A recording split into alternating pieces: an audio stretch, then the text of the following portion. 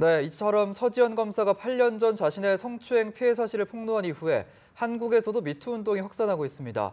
여성 단체들도 검찰과 정부의 대응을 주시하고 성폭력 근절을 위한 활동을 이어나갈 방침인데요. 네, 이 시간 이수희 변호사와 함께 자세한 내용을 좀 짚어보겠습니다. 어서 오세요. 네, 어서 오십시오. 안녕하세요. 예. 일단 서지현 검사가 지금 검찰 성추행 조사단에 출석을 해서 조사를 받고 있는 상황인데요. 일단 진상규명에 대한 기대가 있다 이렇게 밝히기도 했는데 좀 어떤 조사들이 이루어지게 됩니까? 첫 번째는 2010년 10월 30일 날 상가집에서 있었던 안택은 당시 법무부의 정책기획단장의 추행 사실이 있었는지에 대해서 이제 피해자로서의 진술이 있을 거고요. 예. 그리고 그 무렵에 그 사건 이후 무렵에 법무부에서 그런 피해를 당한 사실이 있는지 서지현 검사에게 그때 이제 알려준 바로는 이문정 검사로 알려져 있죠. 이문정 예. 검사가 전화를 했을 때 서지현 검사가 잘 모르겠다라고 이제 답변을 하게 된 경위. 그 당시에 근무하던 서울 북부지청, 당시에는 지청이었는데요. 예. 북부지청에서 어떤 일이 있었길래 난 모르겠다고 답을 할 수밖에 없었는지에 대한 그 경위 파악도 할 거고요. 예. 그리고 이후에 그 2016년 8월경에 이제 통영지청으로 발령이 나기 전에 있었던 그 직무감사라든가 이런 것이 어떤 경위를 통해서 받게 되었고 통영지청으로 인사 발령이 났는지에 대해서 아마 피해자 입장에서 예. 진술하는 그런 시간을 맞을 것 같습니다.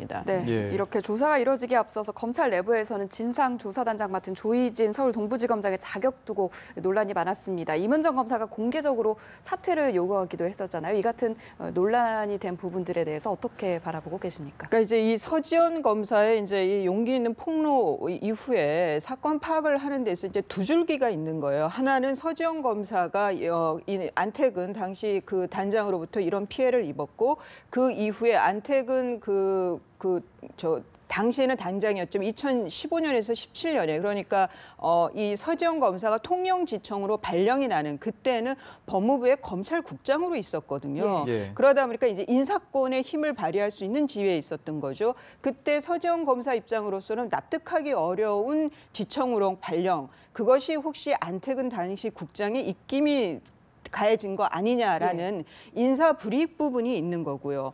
다른 하나는 이제 이문정 검사가 네. 그 서지현 검사의 피해 사실을 알게 되고 그 사건을 이제 파악하려고 했다가 그만두게 된, 그리고 2017년 작년 7월에 검찰 내부 게시판에다 이 문제를 다시 한번 거론을 했는데, 그러니까 2010년 10월 무렵에는 이제 이때가 최교일 의원이 나오는 거예요. 그러니까 예. 최교일 당시 이제 그 국장이 피해자 당사자가 가만히 있는데 왜 자꾸 들쑤시고 다니냐라고 해서 이문정 검사를 나무랬다는 거거든요. 같은 예. 이제 법무부 내에서 근무하면서 그 문제가 이제 하나 네. 걸려 있는 거예요. 그러니까 은폐 의혹이죠. 그리고 2017년 7월에 내부 게시판에 이런 글을 올렸더니 조희진 검사가 또 그걸 불러서 나무랐다는 거예요. 이문정 검사에게. 이건 이문정 검사의 주장입니다. 거기에 대해서 이제 조희진 검사가 당신은 조직과 맞지 않다, 이런 이제 폭언에 가까운 얘기를 했다는 게 예. 이문정 예. 검사의 주장인데, 이 부분하고 두 줄기가 있는 거예요, 지금. 예. 그러다 보니까 이문정 검사는 조희진 검사가 나에게 그런 말을 했던 사람인데 어떻게 진상조사단의 단장을 할 수가 있느냐라고 해서 자진 하차를 해라라고 요구를 했다라는 보도인데요. 좀 이것이 본 줄기는 이 두 줄기인데 예. 좀 박상기 법무부 장관의 그 거짓말을 했느냐 안 했느냐 이런 얘기도 좀 줄기로 나오고 하면서 좀 혼재된 면이 있습니다. 하지만 간명하게 얘기하면 이 두 줄기, 그러니까 서지현 검사의 인사 불이익이 있었느냐, 당시 검찰국장이었던 안택은 국장이 입김을 발휘했느냐라는 예. 부분하고, 이문정 검사가 이것을 문제 제기를 할 때마다 최교일 당시 국장이나 아니면 조희진 당시 지검장이 이런 이문정 검사에 대해서 좀 방해행위가 있었느냐라는 그 두 줄기로 보면 간명할 것 같습니다. 예. 지금 검찰의 셀프 조사에 대한 회의론도 좀 나오고 있는 상황인데, 여성 단체들까지 가세해서 검찰 조사단 활동의 좀 실효성에 의문을 좀 제기를 했습니다. 만약 외부 인사들이 참여해서 하게 되는 조사를 더 그럼 실효성이 있다고 봐야 되는 겁니까? 어떻게 봐야 됩니까? 지금 상황은 뭐 이 검찰이 조직을 감싸기에는 이제 너무 그 사건이 커졌고 많이 예. 알려졌기 때문에 예. 뭐 그럴 가능성은 저는 좀 낮게 보고요. 검찰 그리고 이 사건이 벌어졌던 것은 추행 사건이 2010년 10월이고요. 그 이후에 지금에서는 조직 내에 근데 우리 사회 전반적으로 여전히 피해 여성들은 있지만 그래도 의식들이 많이 변화가 됐거든요. 그런 면에서 그래도 좀 뭐 기대에 차서 의구심은 좀 버려두고 좀 신뢰하는 기대를 가지고 보는 것도 괜찮다는 생각이 듭니다. 이게 뭐 근데 이제 법무부로서는 좀 곤혹스러운 면은 있을 거예요. 예. 다 조사를 했는데 뭐 안태근 당시 단장이 그런 추행 사실은 피해 여검사가 아주 구체적으로 얘기를 하고 있잖아요. 네. 그리고 거짓말을 할 이유도 없고 그런 면에서 기정사실인 것 같고요. 다만 그 이후에 인사상 불이익이 있었느냐의 부분하고 이제 그 조직의 문제인데 그러니까 이제 조사 후에 들여다봤는데 인사가 뭐 불이익이 없었다. 예. 이게 예. 뭐 그렇게 만약 결론이 났을 때 네. 그것이 서검사는 물론이고 이 사건을 바라보는 많은 분들이 그 얘기를 신뢰를 갖고 설득이 될까? 그 인사 불이익이 없다는 결론에 대해서 예. 그런 면에서 법무부가 좀 곤혹스러울 거다는 생각은 듭니다. 네, 그럼 예. 내용을 좀 더 발전시켜서 이 안태근 전 국장이나 최규일 의원에 대해서 조사가 이뤄진 뒤에 처벌이 가능할 것이냐 이 부분이 최대 관심사거든요. 어떻게 보십니까? 그러니까 지금 뭐 많이들 아시겠지만 이 성추행, 강제추행은 그 당시 2010년 10월 당시가 침고죄였기 때문에 예. 고소기간이 도가해서 이건 처벌을 할 수가 없고요. 예. 그리고 다만 이제 최규일 의원이라 아니면은 안태근 당시 국장이 인사상 그런 그 자기의 고난을 남용을 했다라고 하면은 그거는 이제 그 직권남용 부분을 이제 직권남용 혐의를 바라볼 수는 있죠. 예. 그랬을 때 공소기간이 아직 공소시효가 7년인데 예. 공소시효가 아직 남아 있는 상황이고요. 그래서 네. 안태근 전 국장의 경우에는 직권남용 혐의가 가능할 거고, 그러니까 인사불이익을 줬다면, 예. 뭐 최규일 의원은 이게 2010년 무렵이기 때문에 뭐 직권남용이 있었다 하더라도 그 공소시효가 지금 만료가 됐어요. 네. 그래서 안태근 국장에 대해서만 가능할 걸로 보입니다. 예. 예, 그렇군요. 법무부도 지금 대책위원회를 꾸렸는데 지금 정작 법무부 간부들하고 서지영 검사는 진실 공방을 좀 벌이고 있거든요. 박상기 법무부 장관의 사과가 의미가 없어졌다라는 얘기도 나오는데 어떻게 보십니까? 글쎄 이게 이제 그 법무부에서 대응을 좀 예. 아주 서투르게 하면서 이제 그 본질이 호도가 됐다고 보이는데요.